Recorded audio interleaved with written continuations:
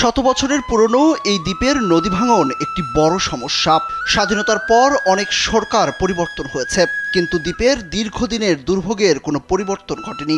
এই সমস্যা সমাধানে নেয়নি কেউ কোনো স্থায়ী সমাধানও। সবাই শুধু আশ্বাসই দিয়েছে, কথা রাখেনি কেউ। দ্বীপের বাসিন্দাদের মনে একটাই প্রশ্ন, তবে কি মানচিত্র থেকে মুছে যাবে পুরনো এই দ্বীপের নাম? এখান থেকে বাঁধতে আমরা কত লোয়ার দিছি, লইতে অনার শক্তি নেই যে কোথায় যাবো কোথায় থাকুম।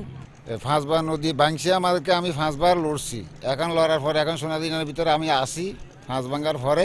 এখন আঙ্গ কোনো ব্যবস্থা নেই, আমরা কোনাদি দুজন জায়গা জমি নেব, এটা আঙ্গুর কাছে কোনো কিছু নাই। দেশ জুড়ে তোলপাড় ওয়ালটন ফ্রিজ কিনে আপনিও হয়ে যেতে পারেন মিলেনিয়ার। স্বাধীনতার পর থেকে তীব্র ভাঙনে এই দ্বীপের উত্তর পাশের দুটি ইউনিয়ন সম্পূর্ণ নদীগর্ভে বিলীন হয়ে যায়। নলচিরা, শুকচর ও চানন্দি সহ আরও 3টি ইউনিয়নের সিংহভাগ ভেঙে গেছে নদীতে। ভাঙনে এই দ্বীপের অনেক সম্ভ্রান্ত পরিবার হয়েছে নিঃস্ব, আবার অনেকে অন্যত্র বসবাস করেও পুনরায় ভাঙনের কবলে পড়েছে। নোয়াখালীর হাতিয়ার 11টি ইউনিয়ন ও একটি পৌরসভায় প্রায় 7 লাখ লোকের বসবাস।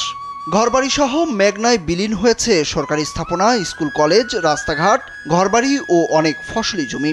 অনেকে বিভিন্ন সময় শুধু আশ্বাস দিয়েছেন, তাতে বাস্তবে কোনো পদক্ষেপ চোখে পড়েনি। অন্তত এই নদী ভাঙন রোধটা আমরা অন্তত বর্ষার আগে আমরা অন্তত চোখে দেখে যেতে পারি। অনেকে ঘরবাড়ি হারিয়েছে, অনেকেই বাসস্থান হারিয়েছে, বাপ দাদার ভিটামাটি ছেড়ে অন্য জায়গায় চলে গিয়েছে।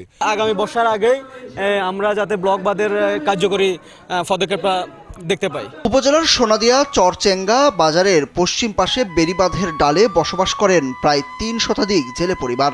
এসব জেলেরা অনেকে 4 থেকে 5 বার নদী ভাঙনের শিকার হয়ে এখানে বসবাস শুরু করেছেন। এখনো নদী তাদের ঘরের পাশেই, যে কোনো মুহূর্তে আবারও স্থানান্তরিত হতে হবে তাদের। এখন আমরা রয়েছি অল্প পরিবার, আমরা টাকা পয়সা কর্মী যাইতে না, দয়া করে আমরা যদি ডালাই করেন আমরা পাইলাম, আর আমরা কমে যাবো, টাকা পয়সা নাই। আমরা রিলোফ চাই না, কিছু চাই না, আমরা শুধু চাই নদী জ্ঞান এখানে কেমনে বল খেলাই এখানে শান্তি করে দিবে। এইটা আমি বিশ্বাস করি যে আগামীতে এই ব্লক বাঁধ এবং জিও ব্যাগগুলা আমাদের হাতিয়ায় বাস্তবায়ন হবে। এই দ্বীপের নদী ভাঙন রোধে বড় একটি প্রকল্পের প্রস্তাব দেওয়া আছে। 2টি ভাগে এই প্রকল্পের জন্য বরাদ্দ ধরা হয়েছে 3000 কোটি টাকা। কিন্তু বড় প্রকল্পটি বাস্তবায়ন সময় সাপেক্ষ হওয়ায় বর্ষার আগেই নদী ভাঙন রোধের জন্য জরুরি ভিত্তিতে কাজ শুরু করা হচ্ছে বলে জানান পানি উন্নয়ন বোর্ডের এই কর্মকর্তা। আমরা সেই প্রকল্পের ফিজিবিলিটি স্টাডি গত বছর সমাপ্ত হয়েছে, তার ফাইনাল রিপোর্ট আমরা পেয়ে যাব। তার উপর ভিত্তি করে আমরা ডিপিপি প্রণয়ন করছি। সেই ডিপিপিটা 2টা ফেজে বাস্তবায়ন হবে। প্রথম পর্যায়ে প্রায় 2100 কোটি টাকা এবং দ্বিতীয় পর্যায়ে প্রায় 1000 কোটি টাকার ডিপিপি হবে।